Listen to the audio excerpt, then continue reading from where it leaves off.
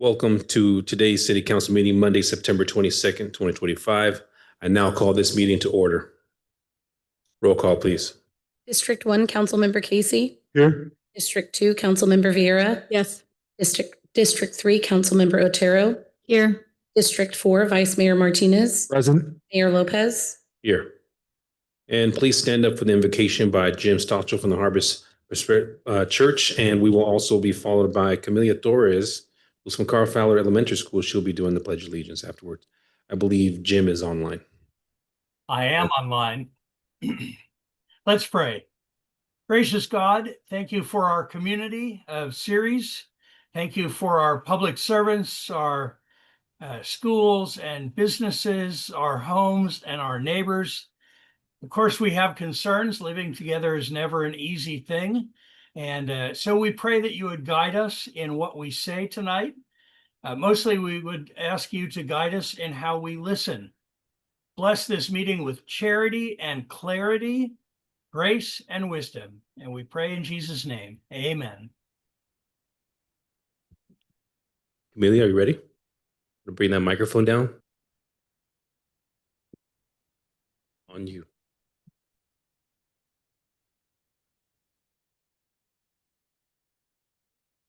I pledge allegiance to the flag of the United States of America and to the republic for which it stands, one nation, under God, indivisible, with liberty and justice for all. Thank you very much.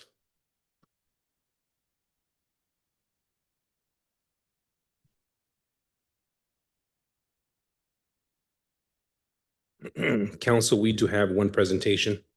If we could all step up to the podium in the audience. It is National Fire Prevention Week. This is a proclamation, and the Assistant Fire Chief, Andrew Hunter, will be accepting the proclamation along with several members of the fire department. And who is that in the background? That's Sparky. Okay, Council, let's go ahead and go up.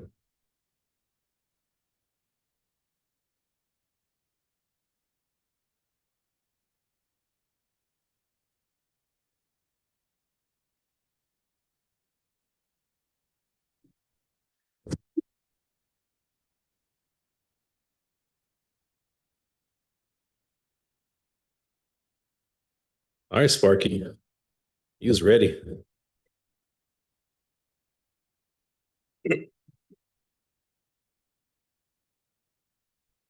Welcome, everyone. We are declaring October 5th through the 11th, 2025 as National Fire Prevention Week. The City of Ceres is committed to ensuring the safety and security of all those living in Ceres and visiting. Fire remains a serious public safety concern, both locally and nationally, and the presence of lithium-ion batteries is in many households devices introduce unique fire risk. Most of the electronics used in homes daily, including smartphones, tablets, laptops, power tools, e-bikes, e-scooters, and toys, are powered by lithium-ion batteries, which, if misused, damaged, or improperly charged, can overheat, start a fire, or explode. The National Fire Protection Association, NFPA, reports an increase in battery-related fires, underscoring the need for public education on the safe use of lithium-ion batteries. Residents should follow 3 key calls to action: buy only listed products, charge batteries safely, and recycle them responsibly to prevent battery-related fires. Lithium-ion batteries store a large amount of energy in a small space. An improper use of such or overcharging using off-brand charges without safety certification or exposing batteries to damage can result in fire or explosion.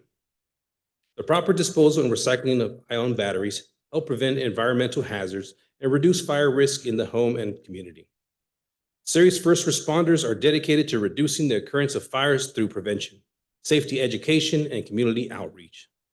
Whereas the 2025 Prevention Week theme, Charge into the Fire Safety Lithium-Ion Batteries in Your Home, serves to remind us of the importance of using, charging, and recycling lithium-ion batteries safely to reduce the risk of fires in homes and communities. Now, therefore, I, Javier Lopez, Mayor of the City of Ceres, on behalf of the City Council, Vice Mayor Daniel A. Martinez, Councilmember James Casey, Rosalinda L. Vieira, and Serena Otero do hereby proclaim October 5th through the 11th, 2025 as Fire Prevention Week throughout the city of Ceres. Congratulations. If you guys would like to make any comments, this is the time.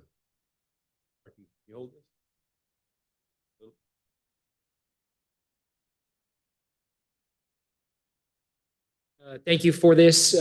Lithium-ion batteries are something that are very common to each one of us. We have them in our pockets, but they're a useful tool, but can also be a hazard. And so we want to thank the City of Ceres for recognizing this and using this as an opportunity to educate everyone about the not only the benefits, but the hazards of lithium-ion batteries. Thank you. Let's take a quick photo, ladies and gentlemen. We'll open this up for you.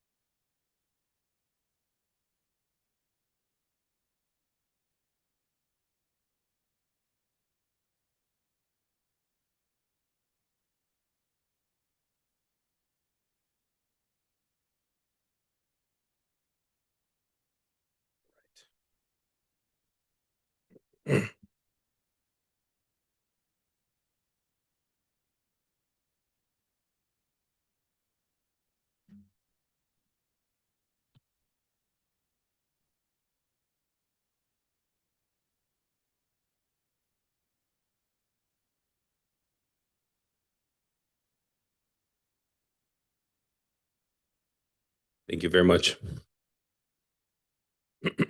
While the City Council welcomes and encourages participation in City Council meetings, adopt the rules allowing no more than 5 minutes. Resolution 2007-106 for expression of non-agenda items, matters under the jurisdiction of the City Council and not on the posted agenda may be addressed by the general public. However, California law prohibits the City Council from taking any action on any matter which is not posted on the agenda unless it is determined to be an emergency by the City Council. Citizens are entitled to address the City Council on any agenda item, subject to the 5-minute provision. Anyone wishing to address City Council must adhere to the rules of decorum.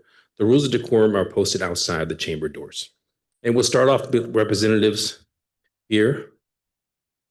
Justin from Juan Alani's office, welcome. Good evening, Ceres residents, the City Council. Justin Farkas representing the Office of Assemblyman Juan Alanis, just coming to give a brief legislative update now that our session year is over. We'll be resuming again in January, but for the remainder of this year, legislation has been completed with the exception of a signature from our Governor, Gavin Newsom. Assemblyman Alanis had the privilege of passing 3 pieces of legislation over to the governor's desk, 2 relating to elections, Assembly Bill 16 and 17. Assembly Bill 16 effectively allows for our local elections office to begin counting ballots significantly sooner than they currently are allowed to, which will hopefully relieve our residents of different elections, different districts in elections from waiting until days after Thanksgiving to find out who their representation is going to be, whether that's in Sacramento, whether that's in Washington, D.C., or whether that's here at home as well. So that bill we're incredibly proud of. We hope to see the governor's signature on that. Assembly Bill 17 provides public precinct map access. There's hundreds of precincts per county. And that will just help provide some more transparency and learning opportunities for the constituents of every district to understand why they're getting the ballot they're receiving based on their geography and what various districts they may be voting in. And then finally, Assembly Bill 318, that's part two of Nevaeh's law, which was the first bill the Assemblyman had passed by Governor Newsom back in 2023.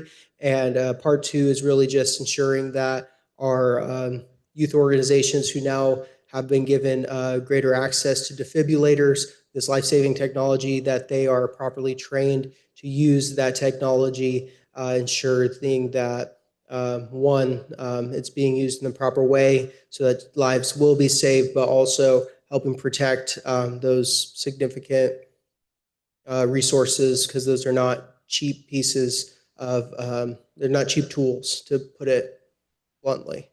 So we're really excited about what we've gone through so far. We are taking legislative ideas from our constituents, building our legislative package for next year, and we hope to have you all join us in that as we push on to 2026. Thank you.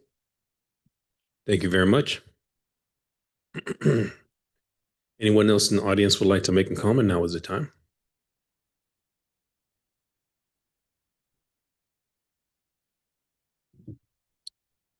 Good evening, council, staff.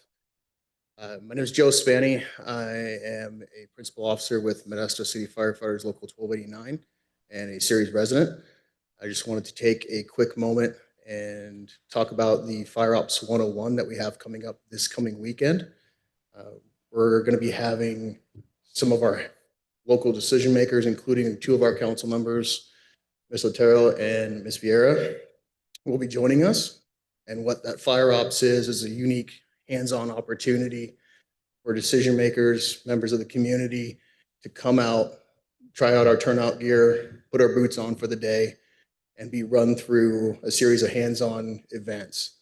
We'll be doing things like advancing hose, vertical ventilation where we cut holes in the top of roofs, search drills, on top of talking about firefighter health and wellness, and then going over a EMS CPR call where our participants get the hands-on experience of seeing what it is we do across our spectrum of the different services that we provide.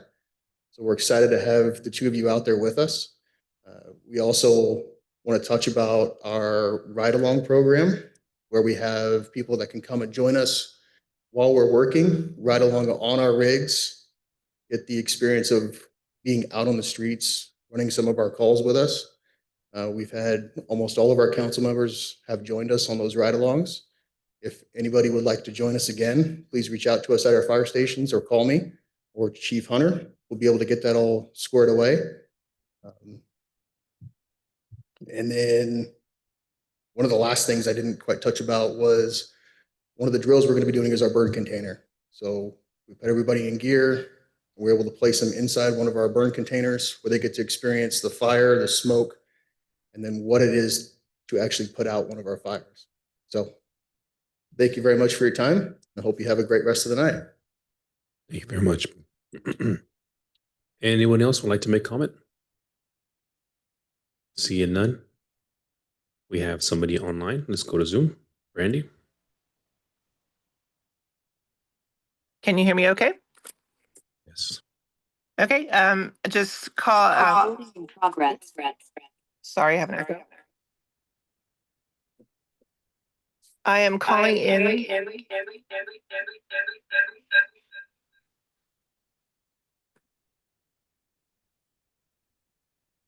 Sorry about that.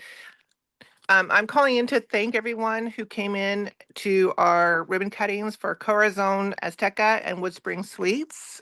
We had a great turnout for the Chamber of Commerce. And then just a friendly reminder that this Friday is our golf tournament. The check-in is at 7 a.m. Tee-off is at 8 a.m.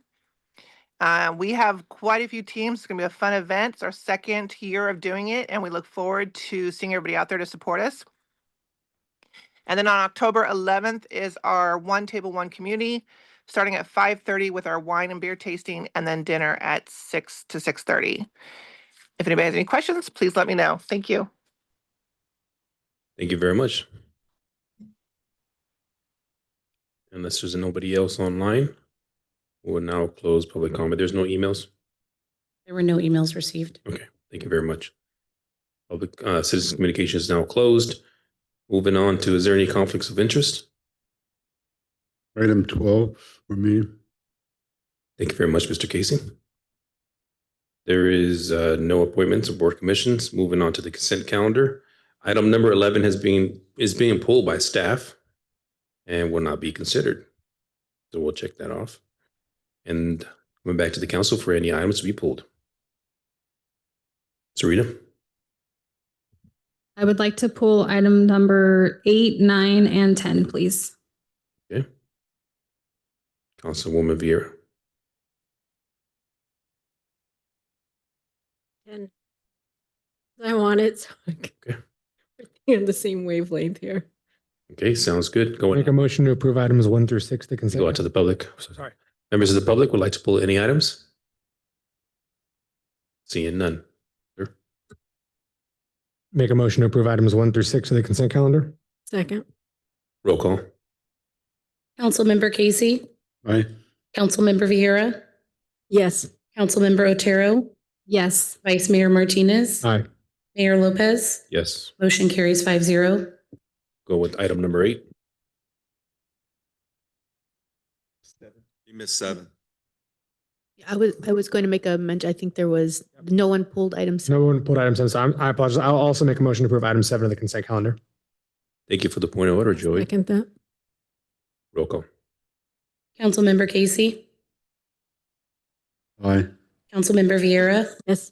Councilmember Otero, Yes. Vice Mayor Martinez, Yes. Yes. Mayor Lopez. Yes. Motion carries 5-0. Item number 8, Sarita. Thank you, Mayor. I just had a quick question, just for clarification.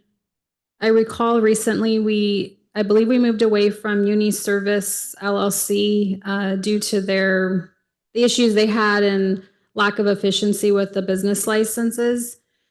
So it looks like now we're going to go with them for the tax audits. I'm just curious, is there another company we can use, or is this a different part of the company that you feel comfortable with using for this contract? Thank you, Councilmember. It is a different division of the same company. We've had no issues with their timeliness or their information that they've provided to us. They provide us a quarterly report, and then we meet with them quarterly as well to go over that report and to talk about any upcoming businesses and the potential sales tax impact to our agency. So there is another company, and that would be HDL. We did look at them, and their prices are higher than Muni Services. And because we don't have any issues with Muni Services on this particular contract, we're comfortable with moving forward. Thank you. Any comments? No, Rosalinda, you said this is one of the items you were interested in. Yeah, and I think I'm on the same wavelength here with Serena with concerns because Avenue Insights did suddenly basically cancel with us. They left us no other options and we were forced to vote on HDL. And I almost feel like we're in that same position again. And I don't want it to be in the same position we were in before and then being out this amount of money. So I'm just trying to figuring out why we're using a company that suddenly canceled on us, raised rates, and literally forced us at a council meeting to change with no notice whatsoever. And those are my concerns.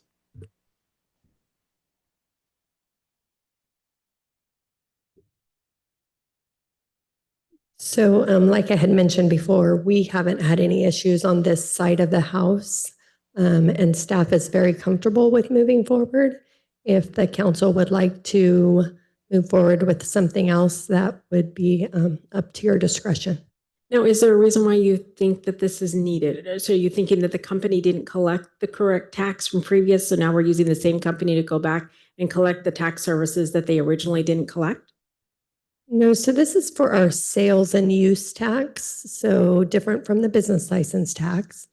Basically, what they provide to us is projections for, I believe, about 8 years out worth of data. And that's what we use to create our budget each year. And they also provide us with the information of what has been collected by the state of California for sales and use tax. And they break it down by categories for us so that we can see how that trends. I do have Muni Services on the line if you would like to hear more information in terms of the products that they provide to us and the services in this contract. Not necessarily, I just don't understand, I guess, the purpose, because to me, it just seems like they weren't doing their job, so now we're hiring them to go do their job. And I think that is my concern, because that's what this information seems to imply to me. And they suddenly terminated, and now we're going to pay them to go and do the job that we already paid them to do. And those are my concerns with this agenda item. Any additional comments or questions from the council? Go out to the public. Any members of the public would like to speak on this item? I bring this item back.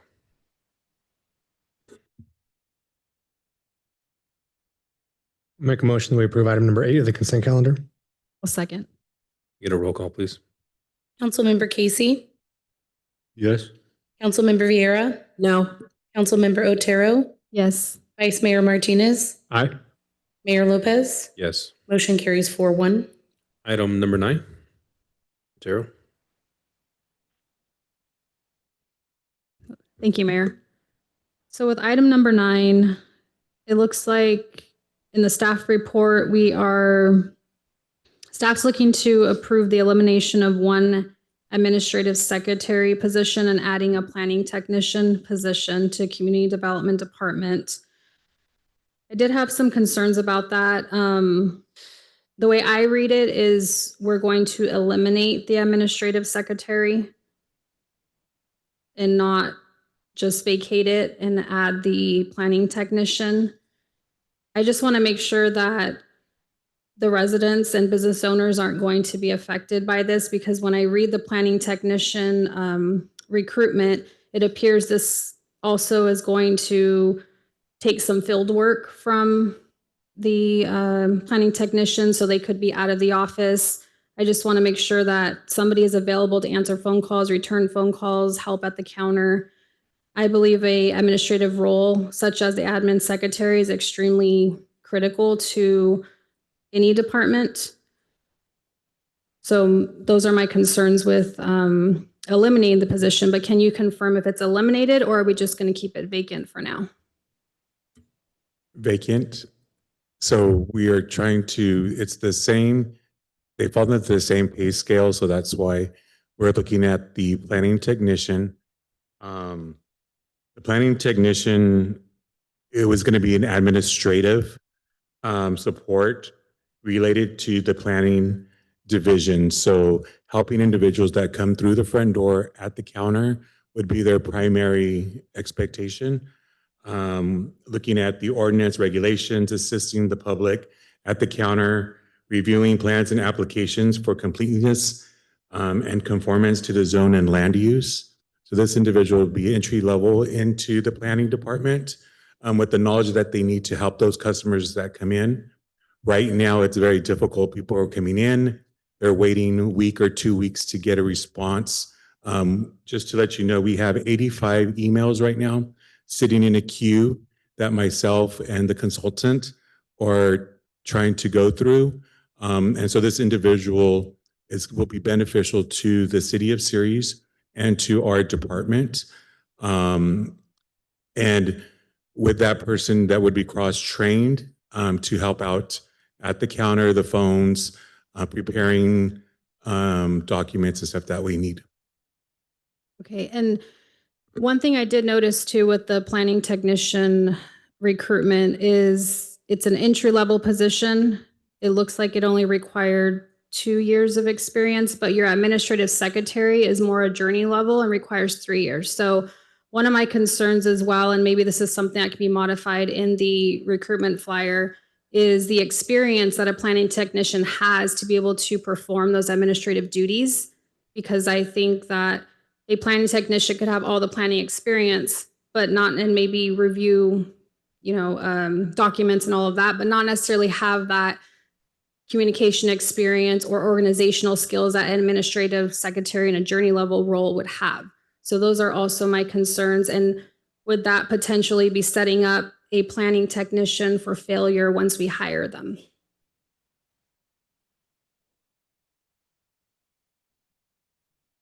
Good evening, Council.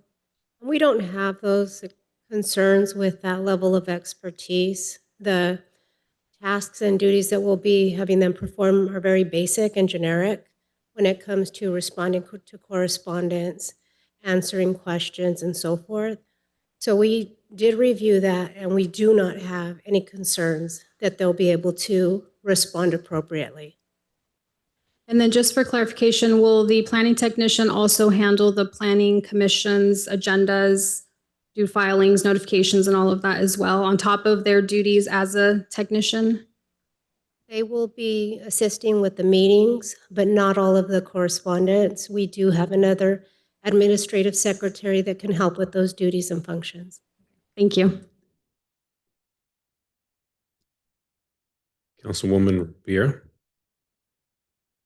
Thank you. And I think Serena asked the question that I was going to ask, which is about planning commission, because again, I think it's a crucial part of our city and moving forward with our development that we need here in the city, and not just the emails, but making sure we're able to handle the legal part of it correctly. I just want to confirm, one is that, will we have someone to answer the phones in the desk and the emails, which sounds like we're already getting backed up. And then second of all, is this within constraints within the union contract? Because I think that's also another issue that I just want to make sure is addressed. And then making sure, like I said, someone's available at the phone in the desk. Yes, like I stated, we currently have an administrative secretary that's there to answer the phones. And then we have a billing technician that's there to answer the phones, and myself when in the office. And this does comply with the union. It is a spot that was open. And so before we used to have it. And so I feel comfortable going forward with this. Thank you. Any additional comments from the council? Go on to the audience. Any members of the audience would like to make it? Your button's not working, is it? Vice Mayor, just you're up. Thank you, It is Mr. now, Mayor. actually. Both council members already asked my question about the participation in planning commission meetings, but you said that there is an additional secretary that will also be participating in meetings and handling some of that as well. Is that separate departments, same department? We have an administrative secretary in a different department, but same building, that could support and help with those efforts. But we will have the planning technician present at the meetings to assist with any technical issues or concerns. Okay, and is this fall under that secretary's scope of work? Is it two separate job titles or job descriptions? Same classification. Thank you. Ms. Sotero, you just pressed your button, and then we'll go to Viera. Just one more thing. Is there any way to amend the staff report so it doesn't say eliminate the administrative secretary? Because I'm afraid in the future that could sound like we are getting rid of that position entirely. That position is not currently funded, so our desire is to eliminate it until we have the funding to support it. And then at that time, we would come back requesting to add the position based on funding. And that's part of my concern too. I understand both of you and the need for it, and you've done your homework and research and everything. I just feel like as a city, we continue to vacate positions, add other positions. And I don't know what our long-term plan is for staffing, but hopefully it's something the city manager can help us out with. And also when it comes to items like this, I can only speak for myself. It would be really helpful if we, maybe as a council, have a little bit heads up from city staff on these kind of items so we can make sure that all of our questions are answered. I know you're available throughout the day when the agenda comes out, but it sounds like this didn't happen overnight. This has probably been in the works and planning because it mentions an assessment being done. But I think it'd be helpful if we just had a little more communication when it comes to items like this. Thank you. Councilwoman Vieira. Thank you. I see where Serena is coming from regarding the word elimination. I know we didn't eliminate Ann Montgomery's position. She retired. And we're just kind of changing the structure, but it still sounds like we're going to have an admin secretary in that position. So I don't know if that's necessarily what we're doing, is eliminating it since we're moving over the admin secretary from another department, from what I'm hearing you communicate to us. And then lastly, I kind of sound like I'm getting the runaround. So I just want to make sure that I'm clear and concise and to the point. Do we have someone to do the minutes and the agenda in accordance with the law? We do have another administrative secretary that can assist with all of those functions to ensure we complete those duties and responsibilities. We are requesting to eliminate the position and add a planning technician position because we don't have funding to support both positions. At a future date, when funding presents itself, then we would return to council and request for that position to be added. But if you choose not to, you can change that recommendation to leave it vacant and then fund the planning technician position. But aren't you still having that admin secretary position filled by the other person? I don't want to use names, but isn't that person moving over to that position and filling that position anyways? Or is that person not answering the phones and helping people at the counter? Am I being misinformed? And I'm So maybe I can clarify it. So we have an administrative secretary that is assigned to basically the annex building.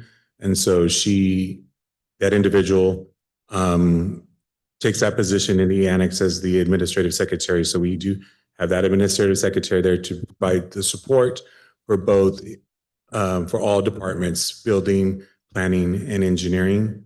And then this position would then be strictly for both the planning and the building, the counter, to help out at the counter. So we're not eliminating per se a secretary position. There is a secretary position there.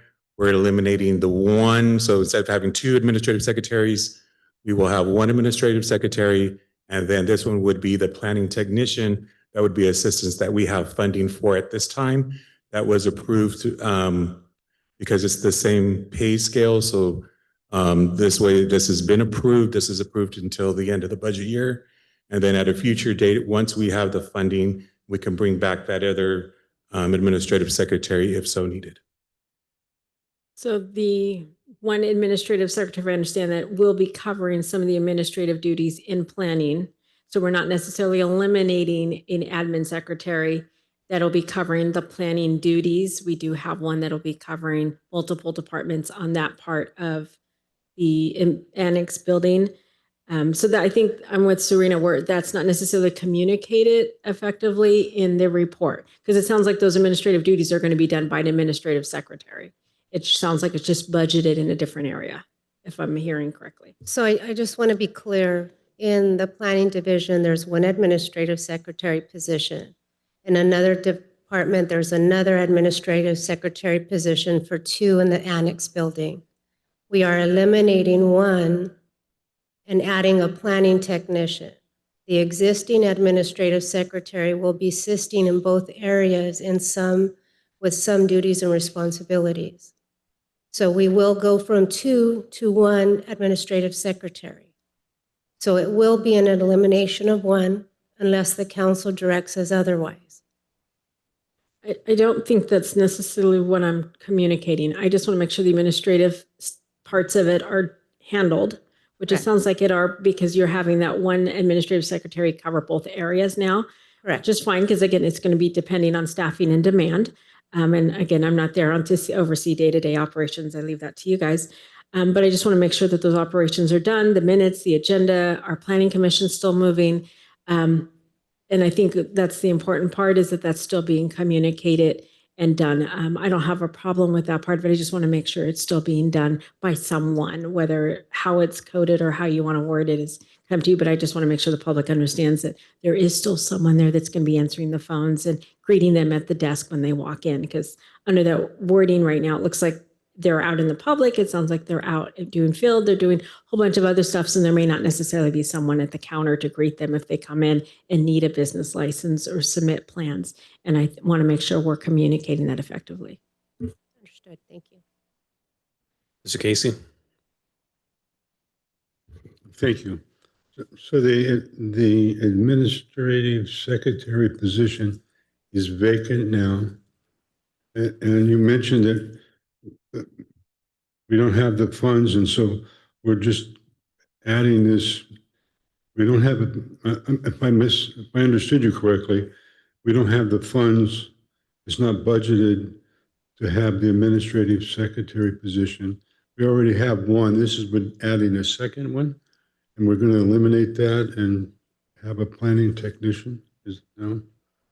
Okay. No, so basically what it boils down to, currently we have an administrative secretary position in planning. We're taking that and changing that over to a planning technician.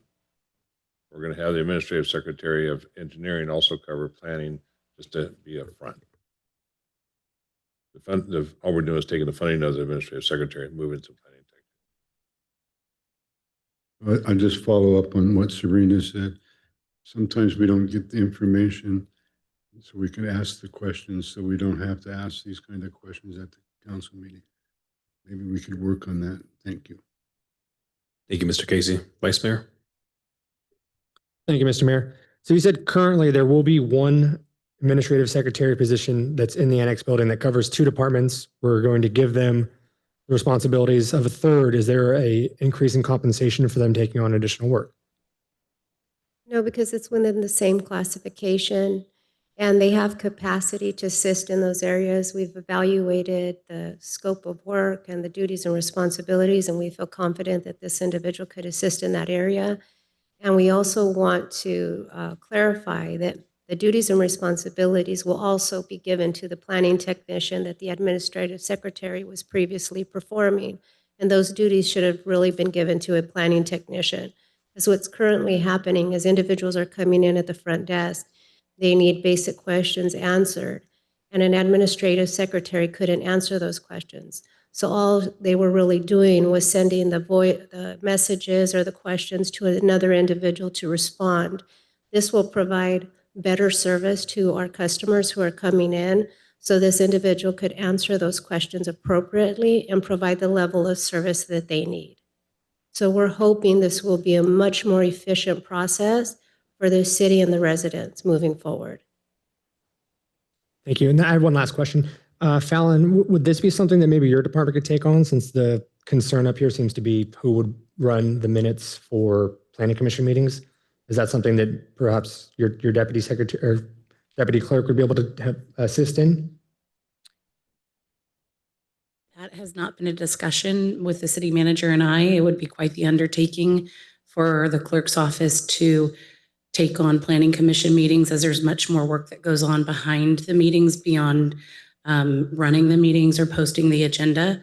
So if that was an expectation, that would be a much larger discussion that would need to be had.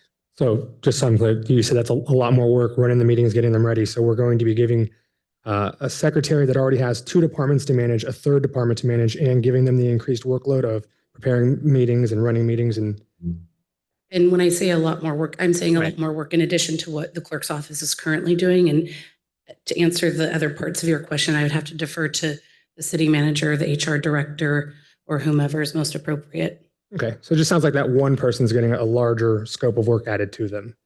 Not really. Okay. What it is right now is the administrative secretary over in engineering gets very few phone calls. We're putting that position, moving it over so it answers both phone calls for engineering and planning, and help direct, whoever calls in to the appropriate person, which was what was done before. That person was not fulfilled in her job assignment, and this will help fulfill that position. we're now adding a planning technician who can sit there and answer the questions for zoning or everything else. We don't anticipate that person going out in the field because we're still in the infancy of their training. And that person's going to be there in the front counter to help answer any zoning questions, development questions, or anything else as that person learns. And then they can send it on to the principal planner or economic development director, whoever needs to be contacted for the next phase of whatever questions those may be. Thank you. Any additional comments or questions? We'll go out to the public. Any members of the public would like to make a comment on this item? Yes, sir.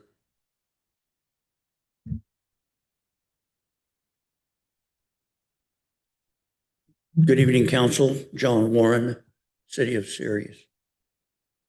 Most recently, before all of you people were in these positions, the planning department had 7 employees doing what there's nobody there today doing it all. And Margaret Montgomery was hired about the time Tom Westbrook, I believe, came to the city. He needed a planning secretary to make things run smoothly in that department. And I believe it has over the past few years, 14 or 15, the length of time that Ann has been there. And that's her position, that what you're going to change the name and fill it with another person doing some different duties. So why don't you just leave it as an administrative secretary's position and add the duties of a planning technician. So when somebody applies for that position, they have to have the secretarial skills, the administrative thing, as well as the planning skills, so that they can answer the questions that need to be answered. Somebody needs to be there 5 days a week, 8 hours a day to answer the public's question. When that phone rings in the planning department, Ann answered it, and she generally provided or passed the information on to the other planner that was there. Then now we only have 1 part-time planner there. We don't have any director, and we don't have any other technicians. So it's just a name change. Just leave it the name that you have it now and add the skills of the other person to the requirements for being hired. Thank you. Thank you. Anybody else? Anybody online? There are no hands raised online. I'll bring this item back.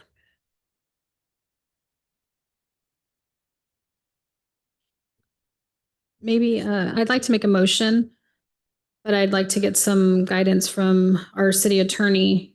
If we make a motion to approve this, is there any way that we can motion to approve leaving the vacant administrative secretary position and adding a planning technician? I believe that is one of the options that your HR director mentioned could be a possibility. Yes. Thank you. Right. So I'll make a motion to approve the vacancy of 1 administrative secretary position, and add 1 planning technician position. I'll second that. Can I jump in really quick? By doing that, we do have a budgeting issue. So are you going to have that administrative secretary position as unfunded and then move the funding over? Because currently that's the funded position. Otherwise, we'd have to add budgeted money. That's correct. We'll unfund the vacant administrative secretary to fund the planning technician. Thank you. Would you like me to make that motion again? That would be a good idea. So I'll motion to approve the vacancy of 1 administrative secretary position, leaving it unfunded, and adding 1 planning technician position. I'll second that. Roll call, please. Councilmember Casey, Yes. Councilmember Vieira, Yes. Councilmember Otero, Yes. Vice Mayor Martinez, No. Mayor Lopez. Yes. Motion carries 4-1. Item number 10. Thank you, Mayor. So with this item, it looks like we're asking for another contracted agreement with Govea Engineering to assist us with principal planner services. It appears that we did have, looks like a contract in place since May of 2025. I did ask the city manager for a copy of that contract, and that contract will not exceed $20,000 before December 31st of 2025. So I don't know if the second contract that we're going into, is that amount on top of the $20,000 that we may possibly be paying them for a planner? So that contract was for 20,000 at the time. We were anticipating so much work, one day a week, and to help move projects forward. We have a lot more projects that are coming in. So, the principal planner has actually put more time in than that. And so we went through the 20,000 faster than that. So now we're coming back. That contract's now expired because we exceeded the $20,000. So we're coming back for a new contract for not to exceed 35,000 until I can find somebody to hire full time. Okay. My other question is, a couple meetings ago, we approved North Star Engineering for a principal planner as well, right? Or a senior planner. So what is their role? So they're finishing up the projects that already started, such as the big one is a housing element. The housing, or HCD sent us back a whole slew of, I think, 18 items that we have to have corrected by or in place by December 31st of this year. That person's mainly handling those along with EMC to make sure those are handled, and so we can be in compliance with HCD, so we have a full approved housing element. And so that was the main thing going after that position going forward. And then that position is going to be phased out, and this other position is going to be phased in. Okay, and how was Govea Engineering selected? Because we had North Star Engineering, who looks like provides some of the same service that Govea can provide. So how did we go from North Star to Govea? North Star is involved in a lot of the projects we already have in the city, and somebody cannot work for that company and also provide unbiased opinion for the Ceres side. So I had to get somebody outside of that, such as Copper Trails and stuff. North Star is one of the main advisors on that project, and so I can't use North Star as an advisor for the city when they're also advising for the applicant for the what word am I looking for? Annexation. And was there any other engineering companies within Stanislaus County or in Ceres that we could have looked at? I know they're out of Merced County.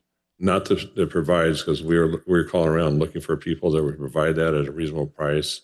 And I think the actual price is for $165 or $170 for a principal planner, and they cut it to $150 for us when we negotiated. Okay. And my last question is, do you anticipate any conflict between like the hiring of a planning technician working with these principal planners, since we don't have a director of community development? They're going to be working closely together, I assume? They should, yes. Okay. I just want to make sure there won't be any conflict between the two positions, because they're obviously, these principal planners are contracted, but then you have your in-house planning technician who will be assisting them. So I just want to make sure there's not going to be any conflict. I don't anticipate any conflict. I mean, it's pretty straightforward. That planning technician is going to be mainly answering the basic questions coming in, like TI improvements, water heater improvements, very minimal things where the principal planner is going to be handling higher level. And so the principal planner may help guide if they have questions about it, but it should not be a conflict because they're not going to be working on the same projects. Okay, thank you. Councilwoman Vera. Thank you. So a couple of questions that I had was, I was wondering why we hadn't hired direct, especially if we're looking for another contract and we have it budgeted for $233,000. Wanted to make sure we also weren't going to be exceeding the contract, because looking at the budget, it looks like our contract services were budgeted at $4,800, if I read it correctly. So I just wanted to verify primarily with the budget to make sure that we're still going to be in compliance. We actually have recruitment going and we're looking for somebody to fill the position full-time. They're just not out there. City of Riverbank went over 2 years until they finally hired a search firm that was able to find them 3 people outside the state before they could finally get somebody. We're looking hopefully inside and trying to save the money and using the network of our leadership team to help hopefully find somebody that will help fill these positions. Thank you. Any additional comments or questions from the council? Go out to the audience, any members of the public? Seeing none, any item back? Make a motion to approve item number 10. I'll second that. Roll call, please. Councilmember Casey, Yes. Councilmember Vieira, Yes. Councilmember Otero, Yes. Vice Mayor Martinez, Aye. Mayor Lopez. Yes. Motion carries 5-0. Moving on to unfinished business, item number 12, approving the appeal of the Planning Commission's approval of conditional use permit application number 2425 for the truck stop, Grubhub, and outdoor music venue located at 1379 East Whitmore Avenue Series. City Attorney Nubia will present this item. Staff report. Thank you. Mr. Thank you, Casey. Mayor. We have one council member. That's correct. Refusal. Mr. Casey, see you in a bit. We'll see you in a bit, sir.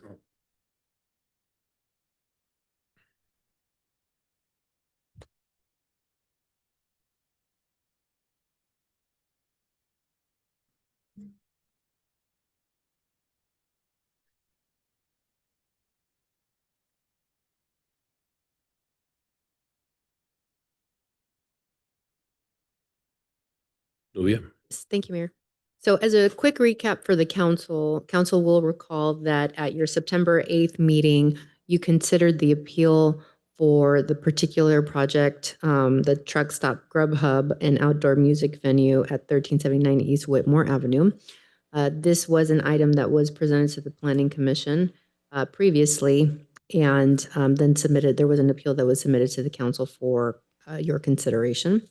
Following your public hearing and concluding your public hearing on the 8th, the direction that the council gave to staff was to prepare a resolution to grant the appeal and deny the project from moving forward. At the public hearing on the 8th, your agenda packet didn't have a resolution documenting that action. And so our recommendation was to receive your direction and then bring back a resolution that did encapsulate the council's decision and thought process in denying the project and approving the appeal. And that's what we have before you tonight. So what we have before you is a resolution that memorializes the action that you already took to grant the appeal and deny the project based off of certain concerns related to the project and how it would present a danger to public health and safety and welfare.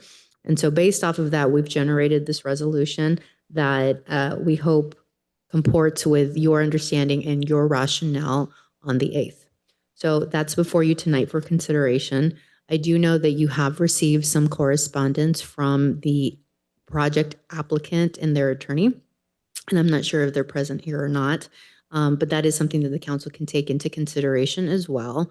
So the limitations that we have under the code does require that a final decision be made and stated within 30 days of the public hearing. So that means that we need a decision, a final decision rendered on this by October 7th, and hence why we brought this forward for you tonight.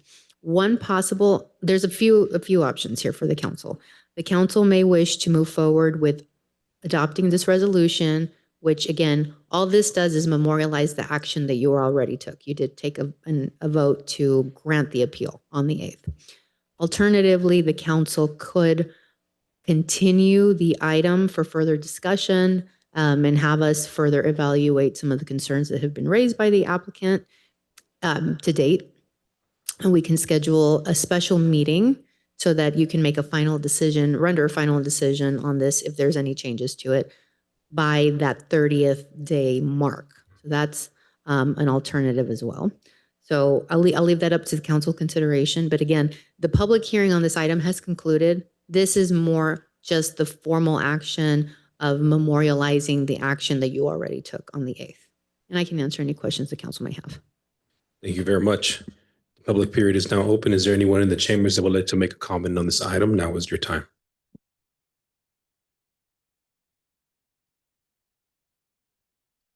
Hello. Hello, my name's Ashley Renullo. My husband Vito and I are the owners of the Truck Stop Food Park. I just want to confirm that you did receive our letter from our attorney. Yes, we did. Okay. Have you guys had time to go over it? And are there different considerations regarding the letter that you guys received? We received it. I can't speak for the rest of the council, but we received it. I received it, but I have a full-time job, so I have not reviewed it. Okay. Well, based upon your guys' findings and the reasons why you guys approved the appeal, if you would do your due diligence and look at the planning commissioning notes and meetings and findings, you would see that all of your guys' concerns have been addressed and negated. So I urge you to take a deep dive into that and do the work on your on your end as far as looking into it. I know you do guys have other jobs, full-time jobs, but if you can spare some time to look at that, you would see that your decision is extremely unjust. Thank you. Thank you very much. Is there anybody else?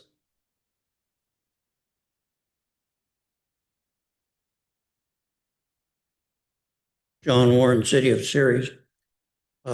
When I looked at the staff notes,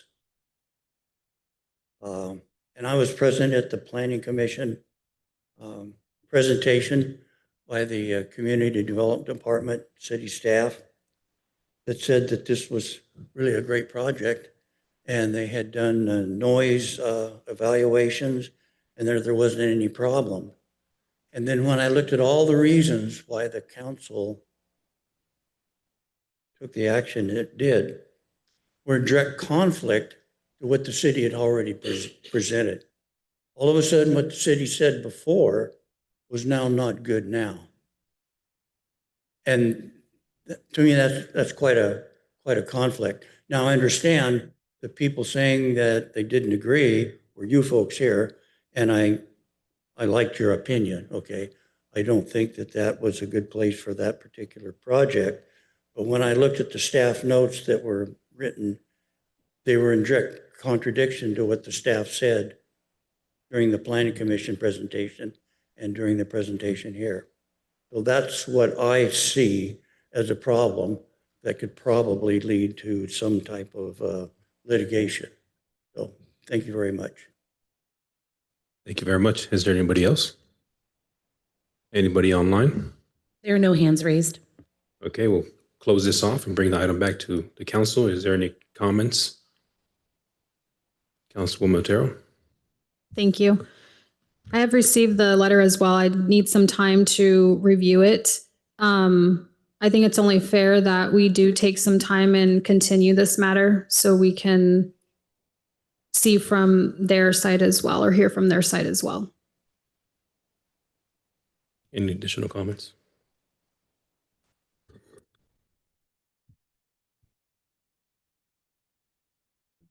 Oh, go ahead. Sorry. Thank you. That's all right. I know the process and I forgot. I agree generally with our city council meetings. We were given at least 72-hour notice to review all the documents. And I would appreciate that with anything when it comes to making a decision. I don't like having literally no notice and expect to make a decision with being given less than 3 hours notice of a decision and legal documents. I can't soundly read, understand, comprehend, and do my research to make an appropriate decision based on a 3-hour timeline.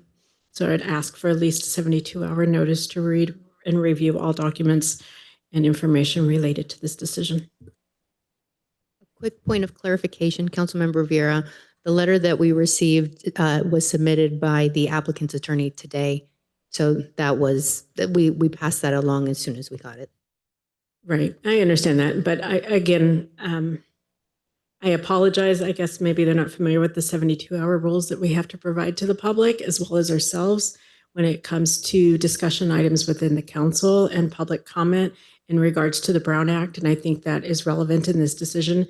So I don't think a decision based on that or expecting me to read and understand and research it in a few hours is appropriate. So either I make a decision based on the information given to me in compliance with the state law and the Brown Act, or we table it so I have that information and can make a decision in compliance with the laws that are before me. Thank you. Mr. Vice Mayor? Just to confirm, we've already voted on and passed, so this is just a formality. This would be us pushing forward because this wasn't presented to us at the time of the meeting. We've already voted. Staff didn't have the proper documentation to get that reading finalized, so this has already been done, correct? The action to grant the appeal, you've voted on already. What's before you today is to formalize the rationale that the council gave for your formal action so that we have a record, so that it forms part of an administrative record on this agenda item. So if the council were to, there's a few things. If the council were to approve the resolution tonight, it would conclude the item and it would be done. Alternatively, the council could, as I mentioned as an option, continue this to a special meeting so that we could have further opportunity to look at this and advise the council a little bit. Again, I think to Councilmember Vieira's point, a very lately received letter for your consideration. So that might be an alternative. My caution to you in council is if you're not inclined to, or the breakdown of this item is that you're not inclined to continue the item, staff still strongly recommends that you approve this to memorialize the action you took for the reasons I've already stated, which is you took the action and this memorializes the information that you previously gave so that we can have a final complete administrative record on this item. I agree with Councilmember Vieira. I also work full-time, father of three, and coach youth sports. So getting this, it's not just a few days late. This is 2 weeks late. This should have been at the council meeting 2 weeks ago, not a couple of days ago. So with that, I'm going to make a motion to accept item number 12. And just before we get a second, I know Rosalinda wanted to make a comment.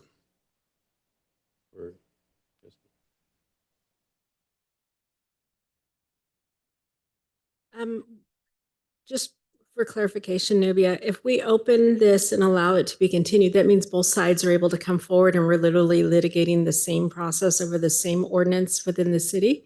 We're reviewing chapter 10 again of our city ordinance.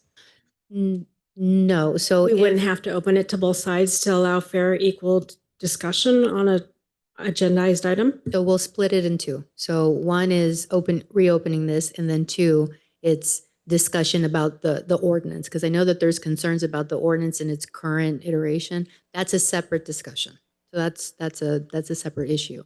As to this particular appeal for this grub stop, if it is the council's desire to reopen it for consideration, yes, we would have to renotice it and provide both sides an opportunity to attend a continuation of a public hearing where they can present additional information, or if the council wants to add this letter as part of the record in your consideration, we'd have to reopen it. So that is a possibility.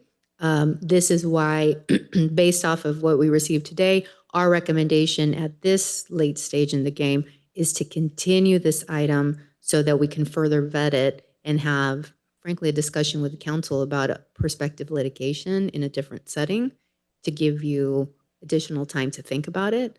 The idea is that the ordinance requires that final action on this occur within 30 days of a public hearing. So if the council were to reopen this for a future public hearing in the near future, we'd have to go through certain steps to renotice it. So to answer your first question, yes, we reopen this for reconsideration. The council can do that, but you're essentially reopening everything that we did at the last meeting. A discussion on the ordinance, what it looks like.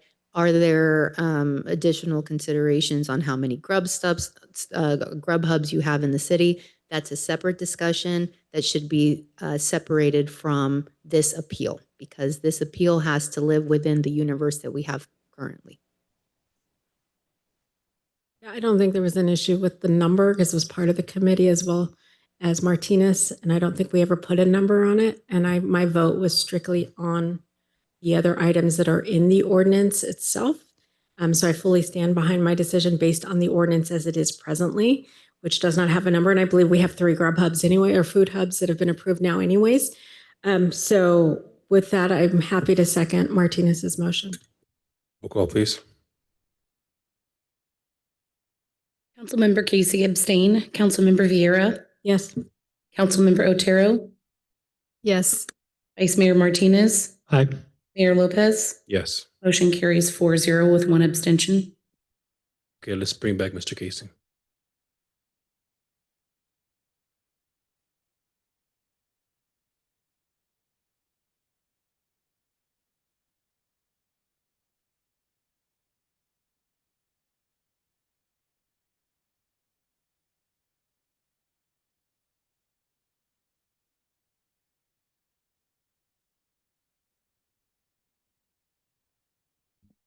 Welcome back, Mr. Casey. Moving on to item number 13. An ordinance of the City Council of the City of Ceres amending Title 13 Water and Sewer, Chapter 3, Rates and Charges, Section 30, Water Connection Fee of the Ceres Municipal Code. Mr. Beltrans. Thank you, Mayor, Council. The city's current water connection fees are based on a service connection size and designed to recover costs of providing potable water service. However, certain large commercial, industrial, and institutional projects require a larger water connection, primarily just to provide fire service connection or fire flow capacity, not a domestic use. They're 2 separate lines. Under the current structure, these projects are charged through the entire meter, charged through the meter size for domestic use. And those meter sizes can really significantly overcharge for a line that frankly is only used for fire flow. Whether that's fire flow sprinklers, if they have a fire, they can, the fire department can hook up to a fire connection point and draw water from it. So these are only used in the very specific case that fire needs to use these or fire sprinklers need to operate off of them. So to address this, we are looking at adding essentially subsection G to create a separate fire flow charge. Now this fire flow charge is really based off of the amount of fire flow they need for a certain duration or time. And there's an equation that's presented, and this essentially allows us to equitably say what a fire charge is for an actual building. So it creates equity in the connection charge. It allows us to recover the incremental cost of it. Remember, a fire line is used very rarely, or we hope it's used very, very rarely. But it's something that's not used often. So therefore we don't want to charge a cost that could be frankly detrimental to the project and could kill a project. So this has, the funds obviously are decreased, and is what this does, it will all go into the water fund. But to go into really a look at what this fire flow connection charge does, for instance, we just estimated fees on a current project in the city. So they have a 6-inch fire line that's going in there. So a 6-inch fire line, for instance, is $391,000. Okay.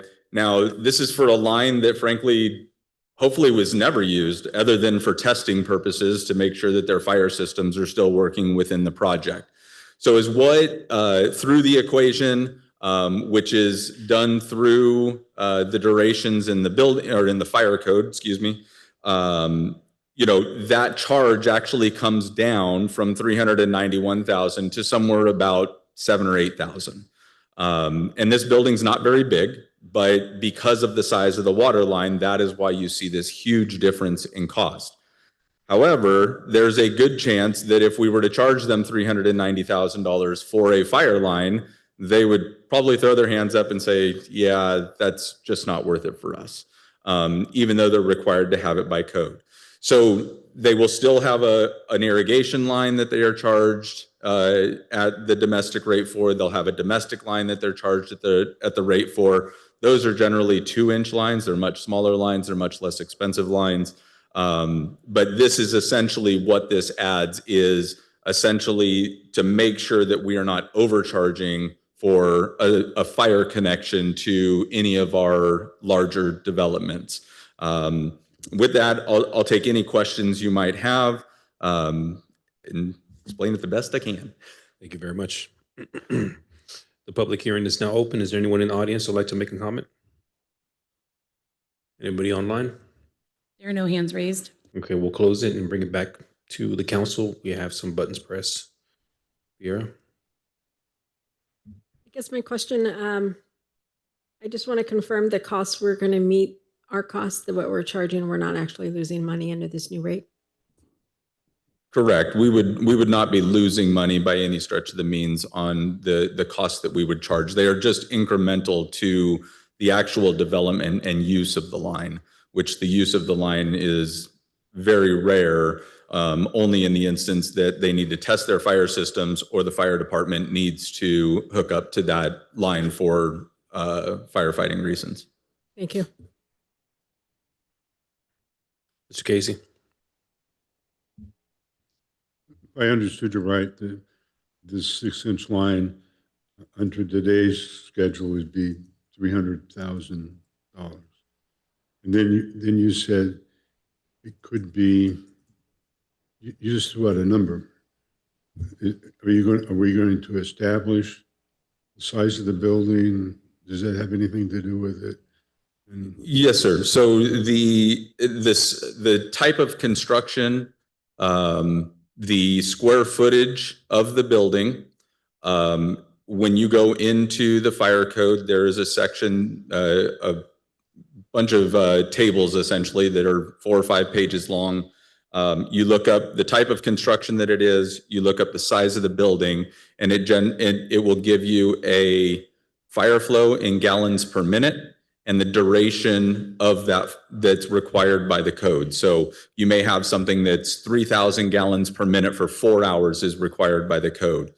That goes into this equation, and that's how we get the fire flow charge in the end. But now we just charge based on the size of the pipe? So yes. So right now, all water connections, regardless of size, are charged based on their actual size. So for instance, a 1-inch meter is going to cost $19,500. A 6-inch meter is essentially going to cost $391,000. And then we have all different kinds of meters. We've got about 10 different meter sizes that we can go through, and they all vary in price depending on meter size. Okay, so your example of all these calculations is 4 hours, 3,000 gallons an hour. Is that how you would arrive at the cost? Yes. So there's an equation that's presented in the staff report. Essentially, you have 3,000 gallons a minute times a duration divided by essentially, I think it's 3,000 gallons a minute also. And then -1, it comes out to a certain factor. You multiply that by your 1-inch rate, and that is how you get your fire flow charge. Any additional comments by the council? Vice Mayor? Thank you, Mr. Mayor. What service do we use to calculate that and track the amount used and how we bill it? So when we get a set of plans in and we're asked to generate fees for a project, generally the building plans will have the building type on it. It'll have generally the square footage of the building.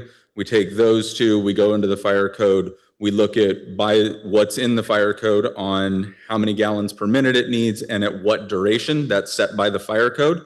We put it into the equation and we get the number and multiply it by the standard 1-inch meter. And so that it'll be the same essentially. It just varies by your type of construction and your square footage of your building. Thank you, sir. Any additional comments?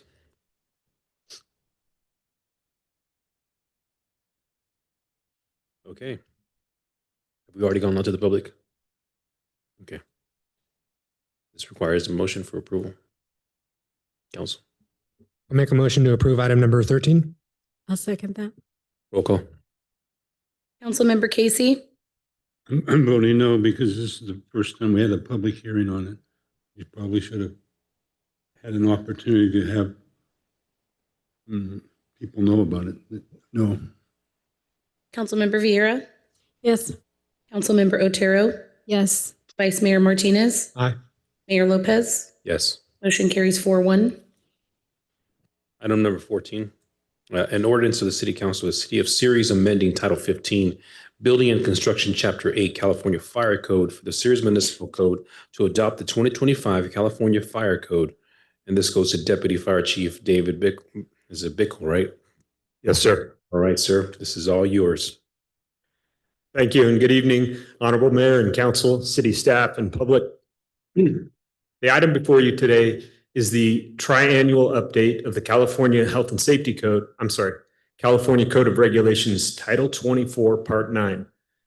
Title 24, you would further know by its regular name as the Building Code, and Part 9 is the California Fire Code. So this is an annual requirement, triannual requirement for the City Council to adopt the Fire Code and then any local amendments or adoptions from that. So the item before you is that. This is the first of a public hearing. Upon successful adoption by the City Council, this would take effect January 1st of 2026. And with that, I can answer any questions. We will open this up to the public for any comments and or questions. Anybody online? There are no hands raised. I bring this item back to the council for comments or questions. Seeing none, Make a motion to approve item number 14 of the consent calendar. I'll second it. well, we have a split. Serena, you can take it this time. Roll call, please. Councilmember Casey, Yes. Councilmember Vieira, Yes. Councilmember Otero, Yes. Vice Mayor Martinez, Aye. Mayor Lopez. Yes. Motion carries 5-0. Moving on to new business, authorizing the increase of the city manager's signing authority from $25,000 to $250,000 for on-call engineering contract task orders, and this is for Beltrans. Good evening, Mayor, council members. So tonight, staff is requesting the council's approval to increase the city manager's authority to execute task orders under our existing on-call contracts. Specifically, this action would allow the city manager to approve task orders over $25,000 up to a maximum of $250,000, as long as the work is already funded in an approved project budget. Any task order exceeding $250,000 or over the project's budgeted amount approved by council would continue to come before the council for approval. So the City of Ceres Engineering Department maintains on-call contracts with 10 professional consulting firms providing services such as traffic engineering, geotechnical testing and engineering, general civil engineering, surveying, and city surveyor services. These on-call contracts were created to streamline the process of obtaining specialized service for city projects. Under the current practice, any task order over $25,000 must return to council for separate approval, even if the project and funding have already been approved. This requirement has resulted in inefficiencies and delays, undermining the intent of on-call contracting. So we want to streamline the process. Allowing the city manager to execute task orders will save time and prevent delays to approved projects.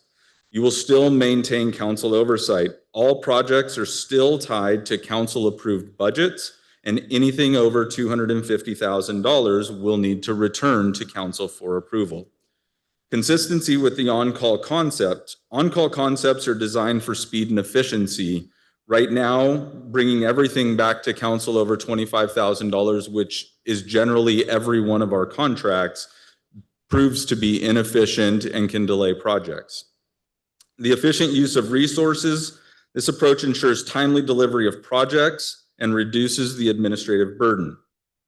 As far as the fiscal impact goes, there is no fiscal impact to the general fund whatsoever. All task orders executed under this authority will be approved by council in project budgets, whether that's through the normal budgeting process, whether it's through the capital improvement program budget, or whether it's through another item that is brought before council if we're adding a project to the capital improvement or doing another type of project that needs your approval. So everything that we are asking for is just to streamline the process. For instance, there are task orders that we've brought back just recently for $31,000 for geotechnical testing for projects that we've had going on. That would be able to be executed by the city manager without coming back to council. Now, if that $31,000 would have put the project over budget, that would not be allowed. We would not be able to execute that contract. We would have to come back to council for additional appropriation for that project.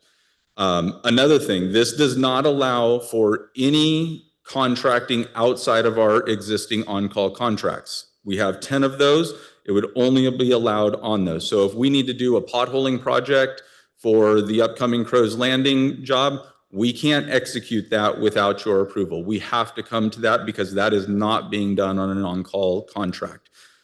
Any construction contract would continue to come back to council, no matter its cost. We have to get that approval. This is very specific to engineering on-call contracts. And with that, I'll take any questions you may have. Thank you very much. We'll open this up to the public first. Any members of the public have any comments or questions? Anybody online? There are no hands raised. Okay, coming back to the council. Councilwoman Vieira.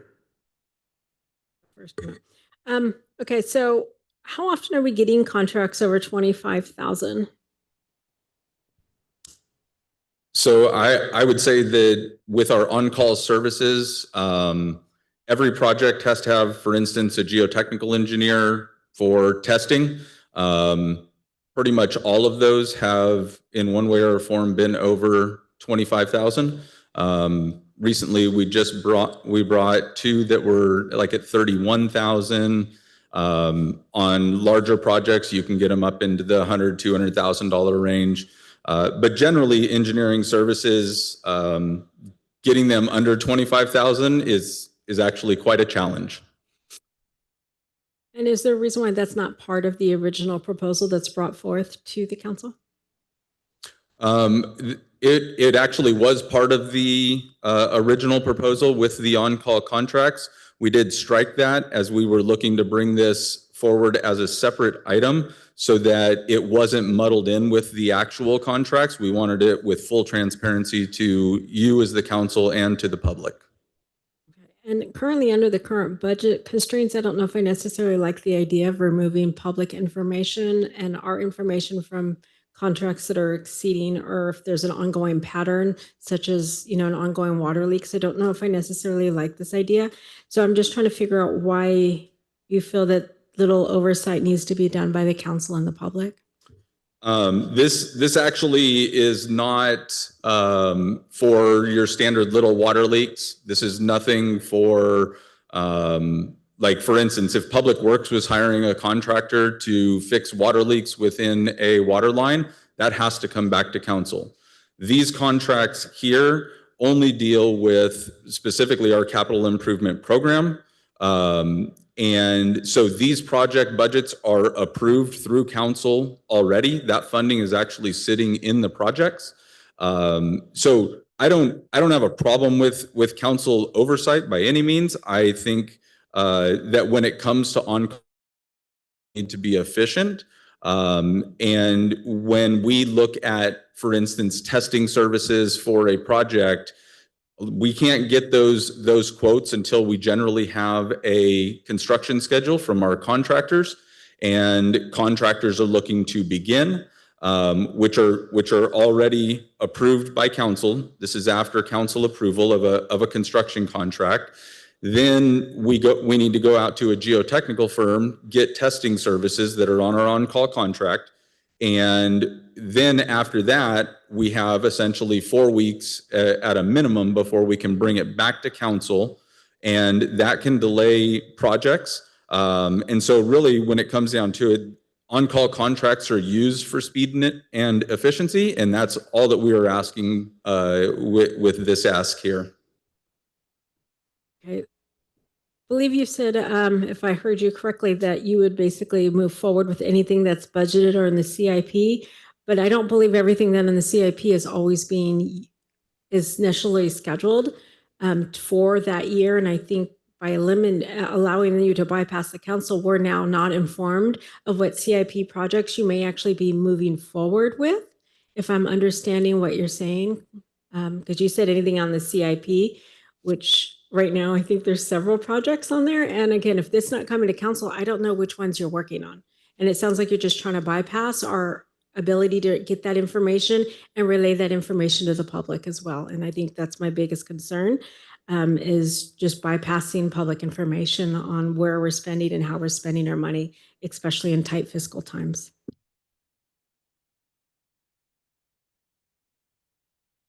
Okay, Vice Mayor. Thank you, Mr. Mayor.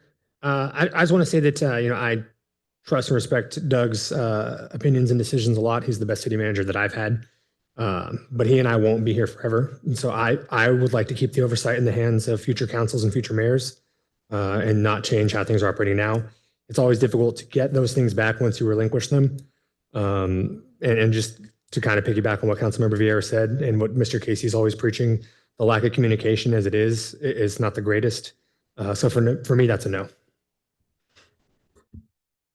Councilwoman Terrell. So I do appreciate the effort and everything you've just shared, Mike. But I also have to agree, we struggle a lot in our city with communication. And I'm really concerned that if we approve this, the council will not be made aware of various funding that's moved forward with the authorization of the city manager. That amount is extremely high for the budget struggles that we are currently having. So I wouldn't be able to support this type of change either. Any comments, Mr. Casey?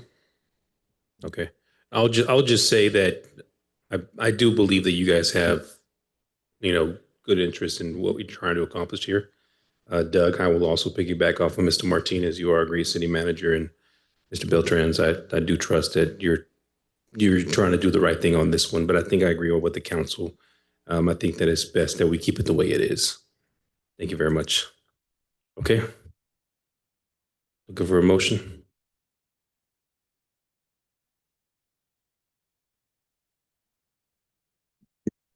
So it dies. There's no motion. Do we? Okay. That's correct. Thank you very much. Moving on to council member referrals. And we'll start off with the review of the city manager costs. This is actually something from Council Member Vieira, and we'll let you go ahead and present the item. I need to clarify that it's not city manager costs. Yes, that is city attorney. I think I just need more coffee. I just want to Review of the city attorney cost requested by Councilwoman Vieira at the August 25th, 2025 regular city council meeting. Thank you. With this one, I saw that we were close to budget, and I think we requested a budget amendment, and some of our costs are exceeding even what our surrounding cities are paying for attorneys. And so I want to just find out why we are going over budget, why we're doing a budget amendments, and seeing if we can just kind of get a better understanding of why we're paying more than some of our surrounding cities are paying for having a permanent attorney on staff. And that's why I made the referral, just to kind of get an understanding of the costs, where our costs, what is costing us, and if there are other ways, especially with our current financial situation. Okay, I'll open this up to the public. Any comments from the public? Seeing none, I'll bring this item back for any comments and questions by the council.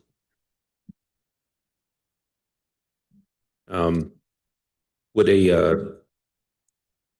so we can't even make comments? Okay, all right. Left to right? You can make comments, Mayor. Well, I was just gonna ask if Rosalinda, would that be in the form of a presentation? However, the city manager would like to get it to all of us, knowing our personalities. How about Would likely be in the form of a presentation. Like in public presentation that Nubia could. I think the public deserves to see what we're gonna see, right? Or else it would be an email. Would it be a closed session presentation since it's her contract we'd be reviewing? Plus it'd be about litigations and things we have ongoing that we wouldn't be able to speak publicly on? City attorney, that's the answer for question for you, actually. So the only, I guess, question or direction that the council needs to give to the city manager is what deliverable would you like? Is it something that you can do one-on-one? Do you want a presentation of the council? Do you want it to be a combination with a review of the contract? Do you want it to be, again, it's really up to the council. So, but I think staff's just requesting some clear guidance on what the deliverables could look like. I know, Martinez, you already asked your question. Go ahead. Thank you, Mr. Mayor. So I would suggest maybe just a review of what our city attorney's office has had to work on and what the excess costs have gone to, and not necessarily a contract review. Correct. I wasn't looking for a contract review. I believe the original present I had asked is the costs appear that we've already exceeded our budget. And I think it's imperative that we take the appropriate steps to be fiscally smart, especially in the times that we are right now. And so I just asked for a presentation and a better understanding of why we're exceeding our budget, especially in the tough times we're in right now. And I could absolutely support that. Thank you for the clarification. Mr. Casey, you had a comment? Sure, thank you. Right now, every council meeting, we approve the warrants, and 90% of the time there's expenses there for the city attorney. It goes back to what was brought up earlier about us getting the information in a timely manner so that we have time to review the entire agenda and come back and ask questions. But right now we're free to, we get it sometimes as early as Tuesday. More often or not, it's in the afternoon on Wednesday. We already have in place the opportunity to question the money that we're spending for our attorney. I'm not sure what we're trying to accomplish. I'm not sure what the referral is about. We already have that tool. Thank you. So now we'll do a consensus and yes for me. Yes, and Mr. Casey, you're just yes or no? Okay, no, thank you very much. Moving on to any additional referrals from the council, actually. Vice Mayor, go ahead. Thank you, Mr. Mayor. I would like to see a presentation from the city manager on the staffing levels of all our departments and where we currently are with recruitment for any vacancies that we have currently.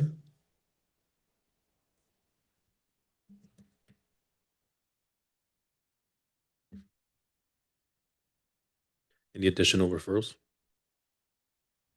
Seeing none. Thank you. Any reports? Looks like Vice Mayor beat you this time.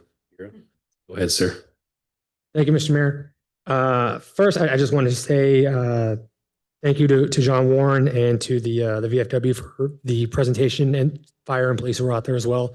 The 9/11 War Memorial event that we had done. I believe that was my third year attending, and all 3 years I've brought all three of my sons. It's a great opportunity, so I appreciate you guys doing that every year. So I just wanted to thank you guys for that. And then I also wanted to touch really quickly on October the 18th will be the Trunk or Treat event at downtown at Whitmore Park. And I believe, Joey, it's 1 to 4 this year. So it'll be 1 to 4 o'clock. If you guys can make it, fantastic. I currently will be coaching a football game, so I won't be able to make it this year. But looking forward to seeing the photos and how it turned out. And that's all for me. Thank you. Councilwoman Vera. Thank you. So I do have a couple updates regarding the homeless. I just want to thank Chief and his team. I know code enforcement's been out and they've been working with the CARE when it comes to addressing the camping and the tents and some of the homeless issues we have in the city. And I appreciate them working. Although it's not illegal to be unhoused or homeless, camping is, and staying overnight in our parks. It is really frustrating because I know a lot of people complain the kids out there playing basketball, which means I also don't want anyone in the parks. So again, I think I want to thank them for taking the time to address and provide other opportunities and housing options or health treatment, everything else that you provide for them so that they can get the help that they need and hopefully get their situation under control. But I'm glad to see CARES coming out a little more often. It looks like they're working on addressing the needs and hopefully convincing those that are in those situations to accept the resources that you guys are offering them. And I really appreciate that. The prom is this Thursday. Unfortunately, I'm not going to be able to make it. My brother and my mother will be there. Obviously, my brother stole my height, even if I always call him my bigger brother, but he is younger than me, but he is a foot taller than me and a little bit. So he is going to be here with my mother, and I really apologize. I'm not going to be able to come. It's one of my favorite events. I love going out there and dancing with everyone. So I really apologize to my seniors for not being able to be here. But I'm happy to see the new business growth locally and the success of our night market. I've really enjoyed going out there every week. I apologize again, I won't be out there this weekend or this week because again, it's also prom. But I enjoy talking and engaging with everyone that evening and not having to cook that night or have to make lunch the next day. So the businesses have been very helpful when it comes to helping me with the meal prepping. And then this last weekend, there was an incident that was incredibly crazy. This is the first time in 10 years that this has happened, but I wanted to thank the two officers that were there and were able to quickly get crowd control. They were clearly outnumbered and they were able to get control over the situation before backup officers, fire department, or anyone else arrived. There was probably a good 50 people and if not 100, and they got them under control within minutes. And I just really appreciate their experience, their knowledge, and just their expertise in being in a situation where they were clearly outnumbered and being able to just kind of get a handle of that situation very quickly and timely and letting everyone in that situation know that they were going to be safe and secure. And I appreciate the control that those two officers had in that situation. I know there was a few security guards as well that stepped in. I know one, I believe, got a little injured, but I just want to thank Chief. Your team really showed their experience, their knowledge, and their expertise this weekend. And I was really, really proud when I just saw them in action. And I really appreciate them just stepping in, just showing no fear whatsoever and getting control of that situation. And I really appreciate it. Thank you. Anybody else? Mr. Casey, go ahead. Thank you. I'm not one to compliment very many people for doing the job they get paid to do. However, last weekend, Officer Gallo Campus was involved with a personal thing of mine, and if he was here, I would give him a presentation. He handled the situation really well, followed up very well. So my thanks to Officer Gallon. I'm doing that right, Gallon Campus. Thank you. Thank you. Anything? Okay, thank you very much. This time, City Manager, I have nothing to report. City Attorney, Nothing tonight, Mayor. and we'll go to our departments. Starting on this side, go ahead, Mr. Beltran. So just wanted to reiterate, so we have the ADA ramp and pavement preservation project that has been going on for about a week now. Things are progressing well with that. We do have the Hatch Road water main transmission project that will be beginning Monday, the 29th. And that will essentially we'll have construction on Hatch Road probably through about March of next year. So just those couple little updates, but once construction starts, we'll be putting out more and more information. But Hatch Road will, between Moffett and Richland, you'll probably want to steer clear of. So thank you. Thank you. Anybody else? Yes, Mayor. Just recreation, we got a busy all the way till December 6th. That'll be our last event going on. So this Thursday, we got a busy day. We got our prom night going on. And then also our last day of our night market, which has been very successful. Thank you for Julian for his support, council members that have been out there. Business owners want to continue it. They want to go extra 2 months, but I won't shut down 4th Street for another 2 more months just because, it's, that's their area. So that's been going really well. We had the Day of the Dead, November 1st. We have Trunk or Treat, coming up, Showdown Parade right after that. In November, we have the Music Fest. And then there's a possible another event on the, I believe it's going to be on a Sunday, another event we're working on. We're meeting with a person tomorrow. And then December 6th, we'll end with our Christmas event. Thank you. Thank you very much. Anybody on this side? Yes, one fire department. I want to thank Captain Spanny for mentioning our Fire Ops 101 and invite everyone out to that event on this Saturday. It is a unique opportunity. The last one that was held was in 2017. And so we look forward to the success with this experience. And it'll give us an opportunity to let you get close up and personal with our training tower, the new training tower there at Station 17. So thank you. Thank you. Anybody else? Okay, with that being said, we will now go to closed session for conference with legal counsel, existing litigation, California Government Code 54956. The name of this case is Sharon Heat, the Sunny Guy, Management Services, City of Ceres, City Council, Santa Claus County Superior Court case number CV 25008787. And we will come back to report out. Everybody, any comments from the public? Seeing none. Everybody have a blessed night. We are adjourned.